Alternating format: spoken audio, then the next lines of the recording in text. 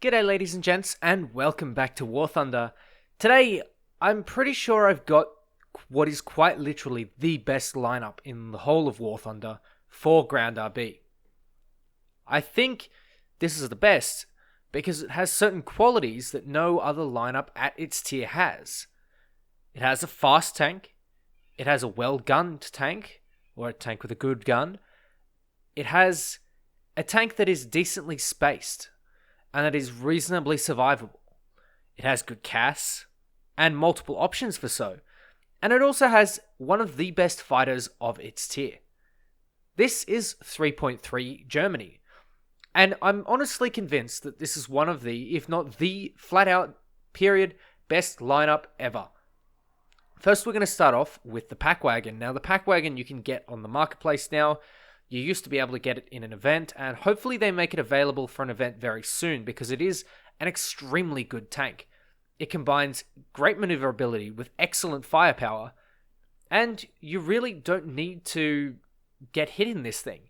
If you play it smart, you just won't get hit, and you won't get killed at all. You can see here that I've put an extremely advanced take. I've gone and taken the Monument. And the important thing about the Monument is, well, first of all, the cap is on it. And second of all, I can go and deny the capture point that is being capped. I can also deny the road from spawn to the A cap, which is where that M10 meets its grisly fate. I pop another shot in because I see a bunch of smoke and I'm assuming that there is a tank in that midst, but no dice. Now, what I'm going to do here is pretty much try and defend the A cap from a forward position. And I can do this because I have a metric arse ton of mobility. This tank, or this tank destroyer, this wheeled tank, whatever you want to call it, the Pack Wagon, has incredible levels of maneuverability and mobility. And that is what makes a tank in War Thunder amazing. You can see here, this BT-7 doesn't know what's hitting him. I just sort of waltz around the corner, he can't turn the turret in time, or level the gun, and there he goes, in a ball of flame. He would have gotten me in one shot, but I'm able to get the first shot off, and that is really what counts with War Thunder. If you can get that first shot and, make a move that allows you to sort of sneak around the side of Shermans like that, you have incredible power in your hands.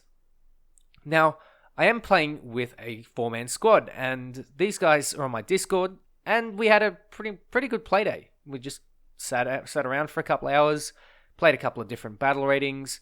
Some of them you'll see on the channel soon enough, but this particular one, we tried to get a bunch of people into this tier. We only got the 4-man squad, so, it's okay. We had some good times, and this is one of those battles. Now, here I'm going to go and advance a little bit. This is a little bit risky because you can see there's no one with me. If you look at the mini-map, I'm pretty much alone, and what I want to do is I want to flank whatever killed my teammate that was sort of guarding A. Now you can see I take a blind shot there into the Matilda, and because the Matilda has its side angled towards me, it's still quite protected. Now the Matilda is a good, well-protected tank, and you can see me there shooting straight through that building. These buildings, these little sheds, they're like, you can shoot through them, and a lot of people call you out for wall hacks when you do this. It's absolutely hilarious. There's one in Berlin, near the canal, near the trench. And there's also another one on Advance to the Rhine, which you can see here. I believe there are a few others around different maps, but if you see one of these sheds, don't treat it as hardcover, because, like that Matilda, you'll end up with a bit of a grisly fate. Now, as for myself, I have met myself a little Chaffee, and the Chaffee is served up a very hot 75mm shell. So, I'm going to do the same for him. Well, maybe not necessarily him, but anyone else who decides that they want a tank. Well, this is the Heinkel B3 Duck. Now, I personally don't really like this thing, and you'll see in a moment why, but the Duck itself is one of the really, really good CAS planes at this tier. Obviously, that doesn't mean that I have to like it, but out of personal preference, you can say the Duck is one of my least favorites. I would much rather something with bombs than something with guns. Unless it comes with a 30mm MK103, then I'm more than happy to take it. But the Duck here is one of those tanks or tank busters that really has some good capabilities, especially in simulator battles. It seems to be one of those planes that's just really, really slow, but carries so much armament, and you can tell it's just such a fat thing. It is so fat, and it is just thick. It's a thick boy. And it's got a big whopping 75 that I guess I just can't aim. You can see there, I'm having trouble pulling up. And there is a plane. There is a fighter plane. I don't know what it is, but it's a fighter plane nonetheless, and I don't really want to engage it. On the other side, my squad mates are going to take the ACAP, and I want to make sure that whatever is on the ACAP is dead. So I'm going to try and get a couple of shots out. I take 1 shot, 2 shot, and completely miss, completely butcher it, and compress straight into the ground.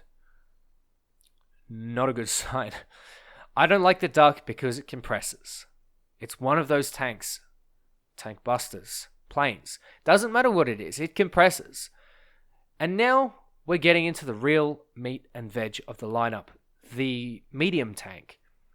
The Panzer IV F2 is, in my opinion, one of the worst tanks, or worst offenders, for being undertiered. Yes, that's right, I said it. I think this plane is ridiculously good. And a lot of people will unlock this tank and they'll say, well, no, it's terrible because, it's got no armor, it's got no stabilizer, the Sherman beats it out 1-1. Yes, that's true. But the Sherman has armor against things like the T-34. It has armor against the KV-1. It has armor against the Panzer IIIs. But as soon as you move up to that 75mm anti-tank gun, there is no such thing as Sherman armor. Unless, of course, you're talking about the Jumbos, but that's another story.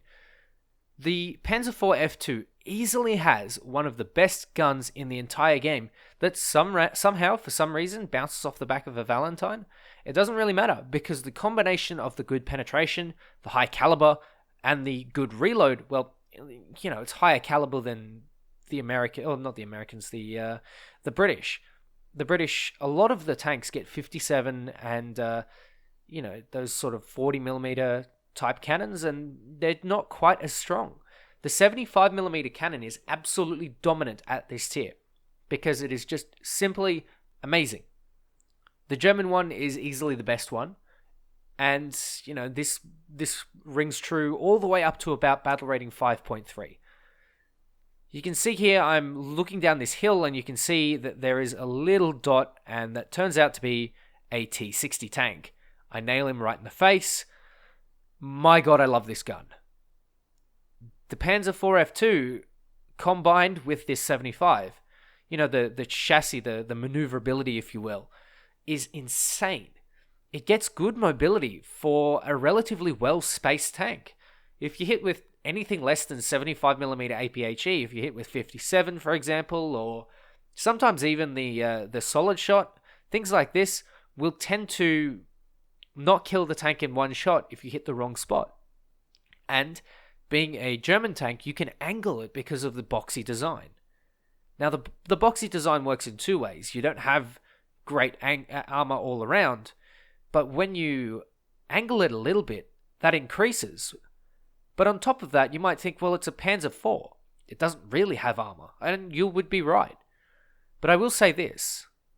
The Panzer IV is a spaced out tank, and if you angle the individual modules inside, for example, if you angle the driver relative to the gunner relative to the loader, the transmission relative to the engine, you won't lose all your components in one go. You'll lose some of them.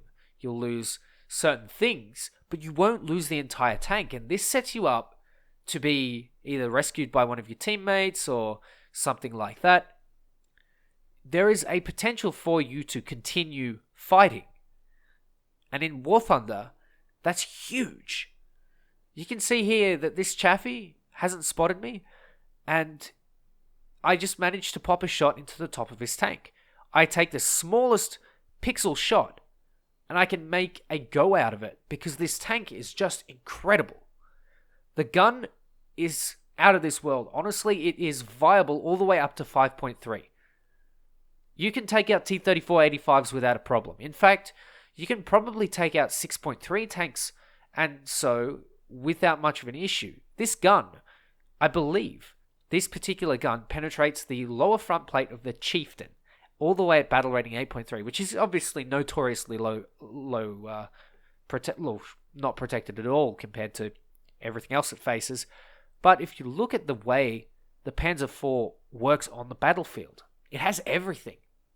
It has smoke, it has a good reload, it just misses angled armor and a stabilizer. But the things that it brings to the table are literally the best penetrating gun. It is probably on par with the T-34 for mobility. If not, the T-34 is less mobile than this thing. And I'm going to use that mobility to go and capture some points. But first, I can see a little I-153, and, I want to take a little pot shot at it. One of my squad mates is, having a little bit of trouble. He's going to get into a plane, and he wants that IL-2 dead, so that's no problem, really. So what I'm going to do is just take a quick shot, and this particular gun just works. It's gorgeous. It's so good. And having the Panzer IV F2 in your lineup is fantastic. It just works. I don't know what else to say about the Panzer IV, but it just works. Things like the T-34, you'll bounce off Shermans occasionally. You'll bounce off, T-34s in your Shermans, your KV-1. You're not going to reliably always penetrate it. But with the Panzer IV F2, you just will.